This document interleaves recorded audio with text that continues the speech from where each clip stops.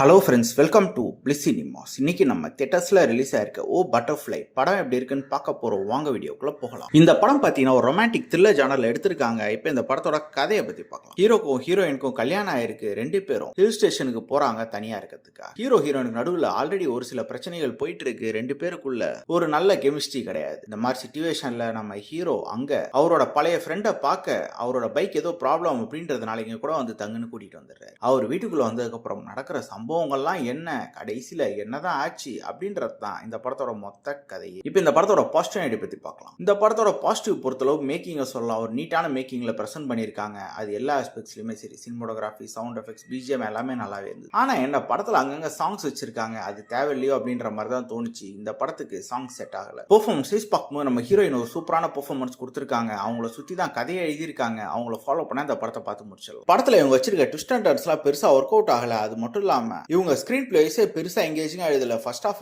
ஓரளவு ஓகேவா போச்சு. செகண்ட் ஹாஃப்லாம் படம் எங்க போகுது, எதை நோக்கி போகுதுன்னே தெரியாத அளவு எடுத்து வச்சிருந்தாங்க. மொத்தத்துல என்கிட்ட கேட்டீங்கன்னா இது ஒரு பிலாவரேஜான படம் தான். இந்த படத்துக்கு ஏ சர்டிஃபிகேட் கொடுத்துருக்காங்க. ஸோ ஃபேமிலியோட பார்க்கறத அவாய்ட் பண்ணிக்கோங்க. மொத்தத்துல இது ஒரு பிலாவரேஜான படம் தான். இந்த படத்துக்கு நம்மளோட ரேட்டிங் கேட்டீங்கன்னா 10க்கு 4 மார்க் கொடுக்கலாம். இன்னொரு வீடியோல சந்திக்கலாம். தேங்க்யூ.